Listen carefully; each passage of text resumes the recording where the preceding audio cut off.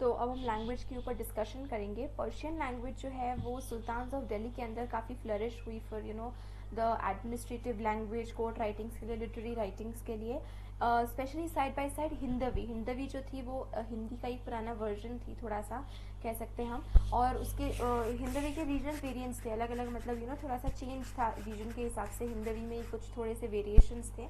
तो उसके side by side Persian भी फ्लरिश होती रही। और क्योंकि मुगल्स चगताई टर्क्स थे ओरिजिन से, चगताई टर्क्स कौन थे? वो गेंगिस खान के सबसे बड़े बेटे थे। बड़े बेटे के डिसेंडेंट्स को चगताई टर्क्स कहते थे।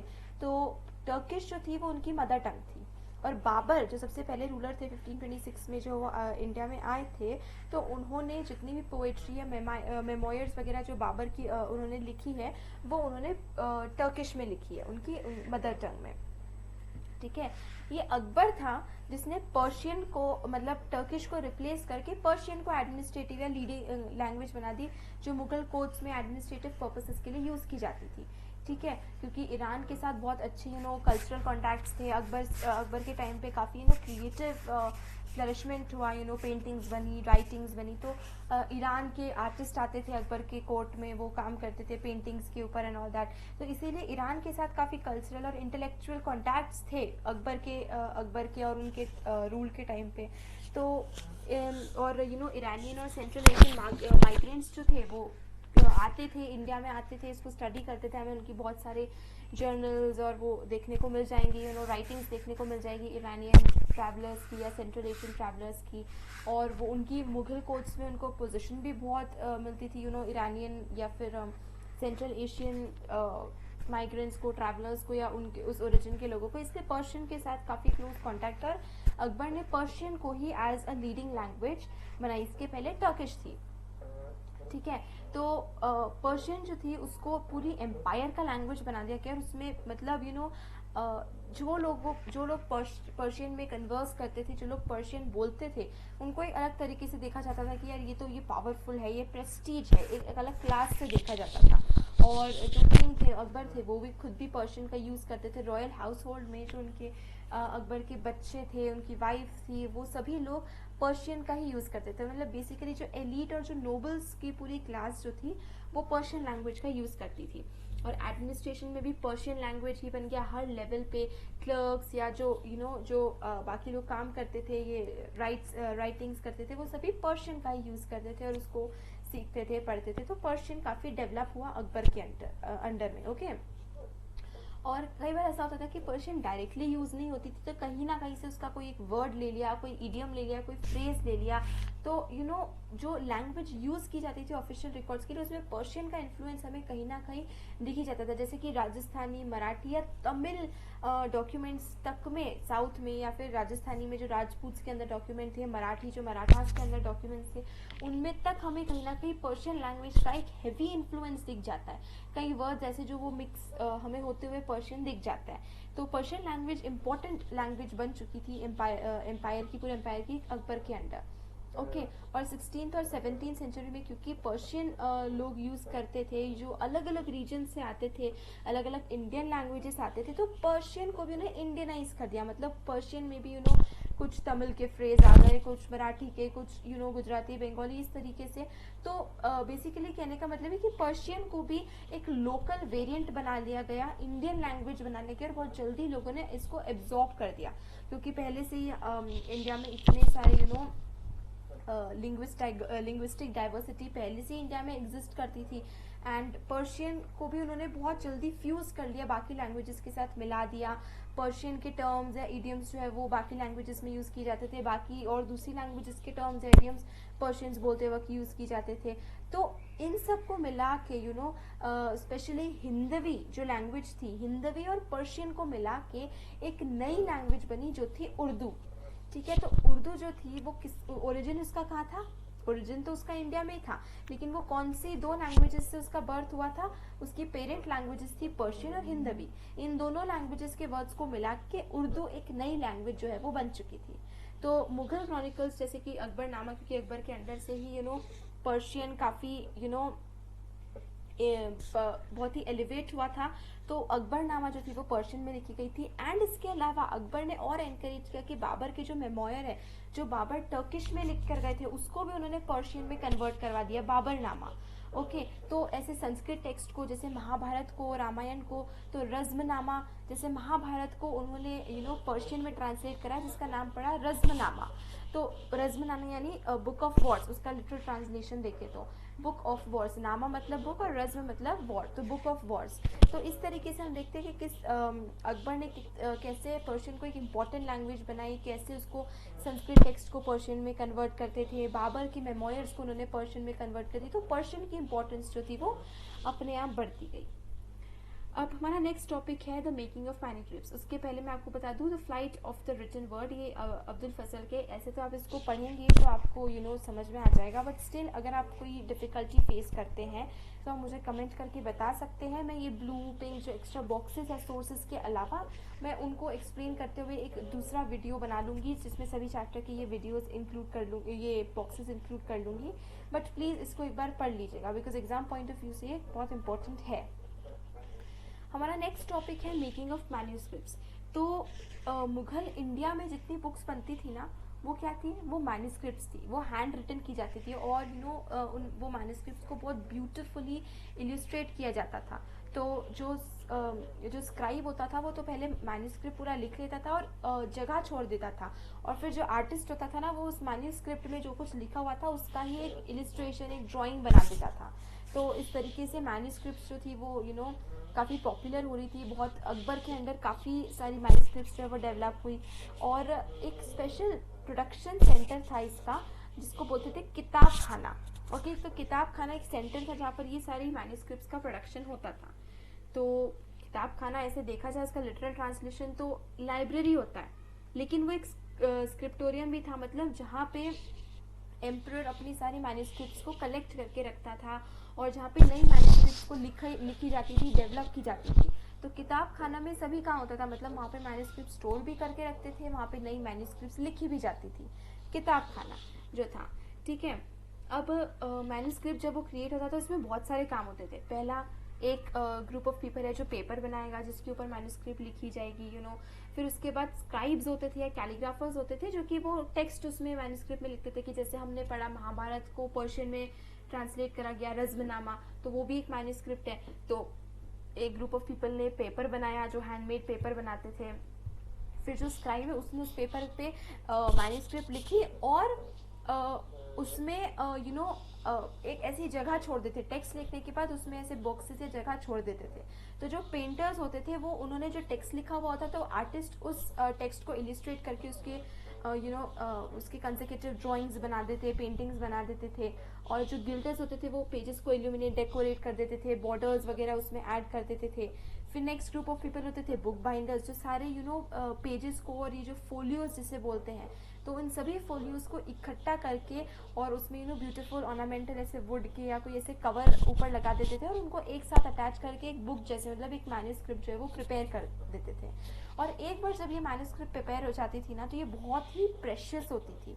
ठीक है, क्योंकि एक तो इंटेलेक्चुअली ये काफ़ी इंपॉर्टेंट होती थी, क्योंकि इसमें सारे टेक्स्ट वगैरह लिखे हुए होते थे, बहुत ब्यूटीफुल होती थी क्योंकि इसमें इतनी सारी पेंटिंग होती थी, और ये मैन्यूस्क्रिप्ट जो थी एक सिंबल था उस एम्परर की पावर का, क्योंकि इतनी सारी मैन्यूस्क्रिप्ट्स वगैरह, क्योंकि उसमें इतने सारे लोग लग रहे हैं, उसमें इतना रिसोर्सेज लग रहे हैं, पैसे लग रहे हैं, एक जगह चाहिए, पेपर बनाने वाले, लिखने वाले, guilders, painters and book binders, ये 5 डिफरेंट कैटेगरीज ऑफ लोग चाहिए इसमें। तो इस वजह से मैन्यूस्क्रिप्ट्स का प्रोडक्शन होना एक पावर का और प्रेस्टीज का एक सिंबल होता था एक मुगल एम्परर के लिए।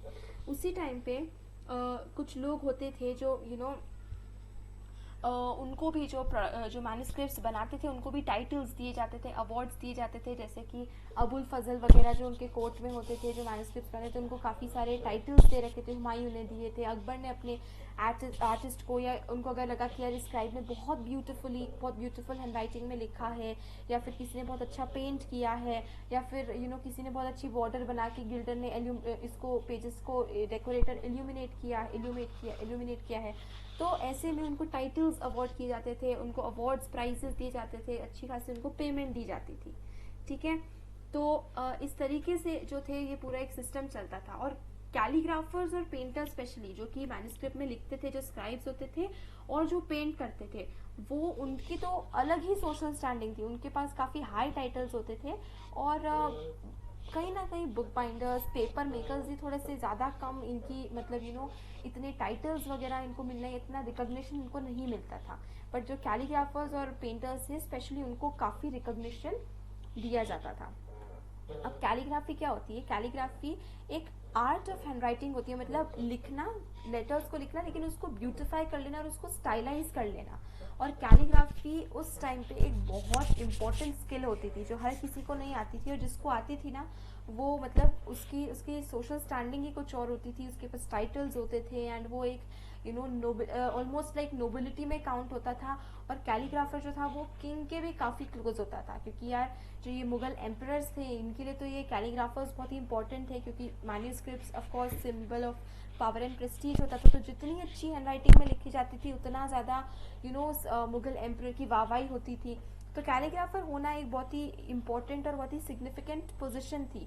और डिफरेंट स्टाइल्स में कैलीग्राफर्स उसको स्टाइलाइज करके अपनी ब्यूटीफुल हैंडराइटिंग्स में लिखा करते थे।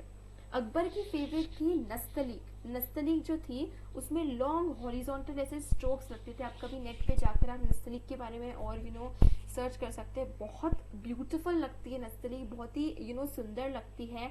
एंड जो हैंडराइटिंग इसमें काफ़ी स्टाइलाइज होती है, वो इसका एक अलग ही थोड़ा सा पहचान में आ जाती है।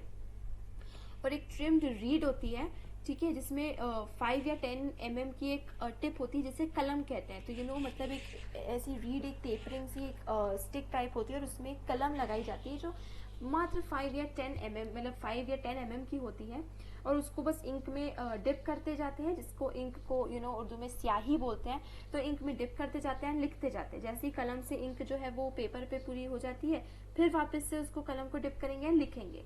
तो जब तक वो पेपर पे लिख पा रहे हैं वो लिखते हैं, और फिर इंक खत्म हो जाती है वो पेपर पे ट्रांसफर होने के बाद, तो वापस उसको डिप करके एंड लिखने लगते हैं। तो इस तरीके से अकबर की ये फेवरेट थी, जो नस्तलीक थी, वो अकबर की काफ़ी फेवरेट एक कैलीग्राफी की स्टाइल थी। हम यहाँ पर ये इमेज देख लेते हैं। देखिए ये एक फोलियो है नस्तलीक में, थोड़ा सा इमेज ब्लर आ रहा है।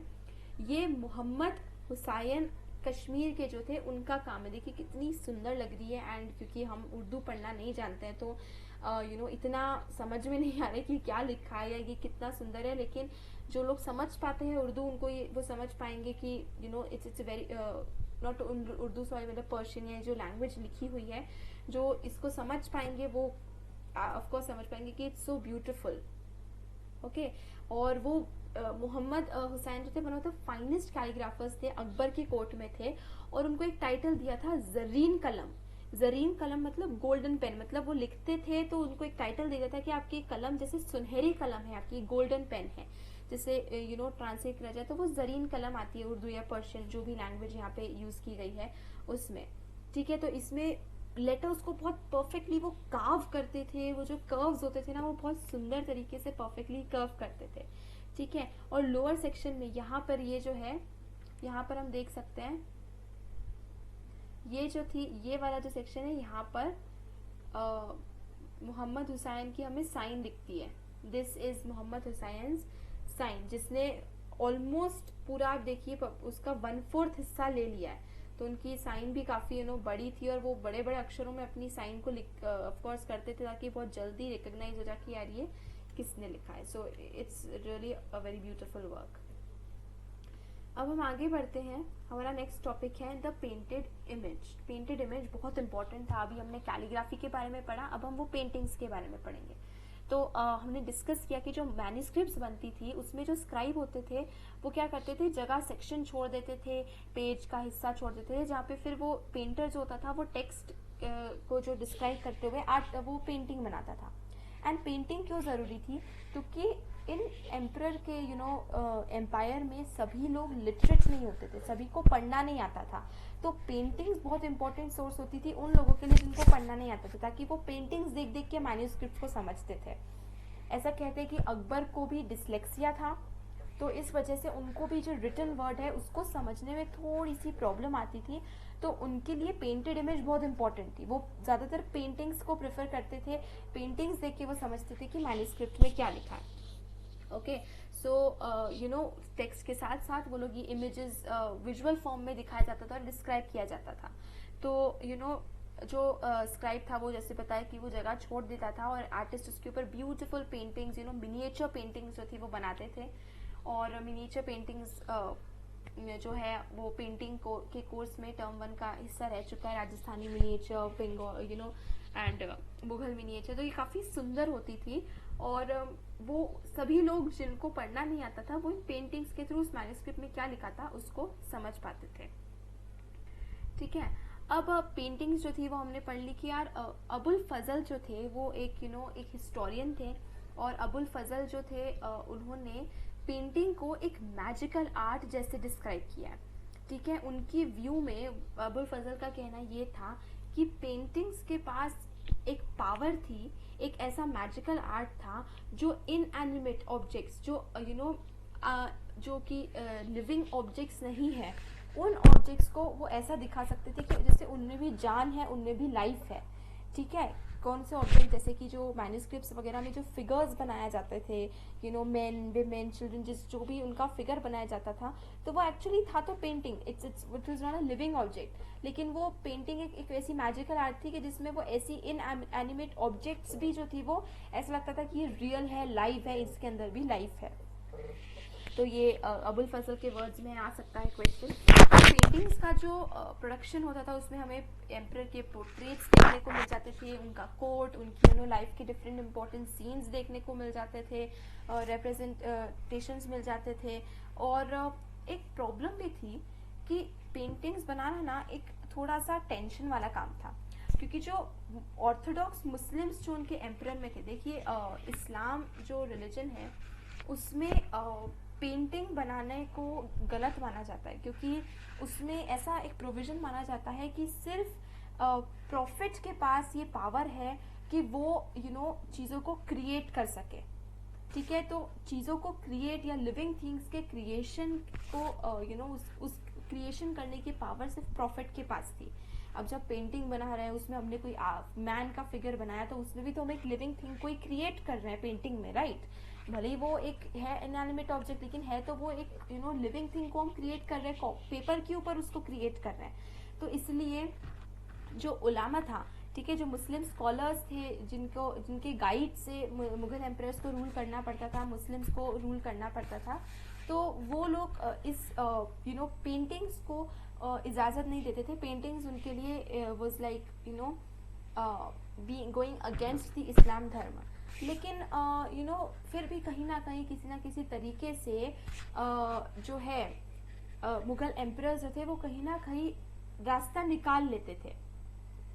ओके, तो जैसे कि कुरान में यहाँ पर लिखा हुआ है कि कुरान में ये इंसिडेंट है कि प्रॉफिट मोहम्मद में कि प्रॉफिट को naturalistic manner में prophet is cited as having forbidden the depiction of living beings in a naturalistic manner, as it would suggest that the artist was seeking to appropriate the power of creation, which was only believed to be a function exclusively for God। तो ये सिर्फ profit कर सकता था कि किसी living thing का creation कर सके। तो इस वजह से कुरान में ये था कि हम पेंटिंग करना लिविंग थिंग्स की और इसकी पेंटिंग करना फॉरबिडन था, प्रोहिबिटेड था। बट फिर भी किसी ना किसी तरीके से कुछ थोड़े से रूल्स बेंड करते हुए मुगल एम्प्रेस पेंटिंग कर ही लेते थे। अब हम ये क्विकली फिगर देख लेते हैं। एक मुगल किताब खाना है, I don't know why but the images are not very clear. I have tried, मैं उनको 2-3 बार डाउनलोड कर चुकी हूँ, नॉट दैट। तो आप नेट पर जाके इमेजेस देख सकते हैं ये किताब खाने के बारे में कि हमें अलग अलग काम करते हुए दिख जाएंगे, book binders, calligraphers and painters. ये सोर्स फटाफट डिस्कस कर लेते हैं। इन प्रेज ऑफ तस्वीर, अबुल फजल जो थे वो पेंटिंग को बहुत हाई स्टीम में, मतलब पेंटिंग की स्किल को बहुत इंपॉर्टेंट मानते थे, बहुत हाईली एस्टीम्ड एक स्किल मानते थे। तो drawing the likeness of anything is called तस्वीर। तस्वीर मतलब किसी भी चीज़ से मिलता जुलता उसके जैसी कोई चीज़ ड्रॉ करने को तस्वीर कहते हैं। ठीक है, तो हिज मेजेस्टी मतलब कि उनके जो वो थे रूलर थे जो अकबर के अंडर वो काम करते थे, तो ये कहते हैं कि उन्होंने यूथ से ही बहुत ही कम उम्र से ही आर्ट में एक इंटरेस्ट दिखाया और उन्होंने आर्ट को हर तरीके से एनकरेजमेंट दिया है। उन्होंने अकबर खुद भी अच्छा मतलब आर्ट करते थे, ऐसा बोलते हैं कि अकबर काफ़ी अच्छे आर्टिस्ट थे, अच्छी पेंटिंग्स करते थे, ठीक है, क्योंकि अकबर का मानना था कि पेंटिंग जो है वो स्टडी के पर्पस से भी, एजुकेशन भी देती है और अम्यूजमेंट एंटरटेनमेंट के पर्पस से भी पेंटिंग्स इंपॉर्टेंट है। कि ऑफ कोर्स वो मैन्युस्क्रिप्ट इतनी ब्यूटिफाई कर देती है अगर पेंटिंग्स को ड्रॉ किया जाए तो बहुत सारे पेंटर्स जो है वो अकबर के अंडर काम करते थे और हर वीक बहुत सारे ऐसे सुपरवाइजर्स होते थे, क्लर्क्स होते थे जो कि अपना काम जो है वो जो आर्टिस्ट करते थे वो उससे अपना आर्टिस्ट से लेकर वो काम जो है वो एम्परर को सबमिट करते थे और जिसकी पेंटिंग, जिसका वर्क, जिस आर्टिस्ट का वर्क एम्परर को सबसे ज़्यादा पसंद आता था या बहुत ज़्यादा पसंद आता था तो वो उन आर्टिस्ट को रिवॉर्ड करते थे या उनकी मंथली सैलरी जो थी उसमें वो इंक्रीमेंट ले आते थे। तो उस हिसाब से आर्टिस्ट की एक हायरार्की भी, पोजीशन भी होती थी, उनको काफ़ी टाइटल्स भी और रिवॉर्ड्स भी दिए जाते थे। और अबुल फजल कहते हैं कि अब तो बहुत सारे अच्छे आर्टिस्ट हमें देखने को मिल सकते हैं जो बहुत ही ब्यूटीफुल मास्टरपीसेस बनाते हैं एंड वर्दी of a Bihzad. Bihzad actually एक पर्शियन पेंटर थे और उनकी पेंटिंग्स को बहुत हाई एस्टीम में होल्ड किया जाता था। आप बिजाद के ऊपर जाकर नेट में सर्च कर सकते हैं, उनकी पेंटिंग्स आपको नेट पर आराम से देखने को मिल जाएगी। तो बिजाद से कंपैरिजन करना मतलब बिजाद बहुत ही हाईली एस्टीम्ड पेंटर थे पर्शिया के, ओके। और यूरोपियन पेंटर्स, अकबर के टाइम पे यूरोपियन पेंटर्स भी, यूरोपियंस जो थे वो रियलिस्टिक पेंटिंग्स बनाते थे, ठीक है। रियलिस्टिक मतलब जो कि एक्चुअल फॉर्म से आइडेंटिकल होती थी। तो यूरोपियन रियलिज्म और जो मुगल मिनिएचर्स में डिफरेंस था, जो कि अगेन आप नेट पर जाकर ढूंढ सकते हैं, इफ यू आर इंटरेस्टेड आप सर्च कर सकते हैं, ठीक है। तो बहुत डिटेल, अबुल फजल यही कहते हैं कि बहुत डिटेल्ड वर्क बनाते थे, माइन्यूटनेस रहती थी डिटेल में, पूरा फिनिश बहुत सुंदर होता था, बोल्ड एग्जीक्यूशन होता था, लाइंस का यूज़ करते थे पूरे उसको फिनिश देने के लिए। और जो पिक्चर्स थी वो इनकम्पेरेबल थी, मतलब बहुत ही ब्यूटीफुली, उनकी तारीफ करते हुए यही कहते हैं। और इतनी अच्छी थी कि जैसे कि हर इनएनिमेट ऑब्जेक्ट, क्योंकि वो तो पेपर पे ड्रॉ किया हुआ है, लेकिन ऐसा लगता था कि उसमें भी जान है, उसमें भी लाइफ है। और मोर देन 100 पेंटर्स जो थे वो फेमस मास्टर्स बन चुके थे आर्ट के, उनको मास्टर्स की टाइटल दिए गए थे।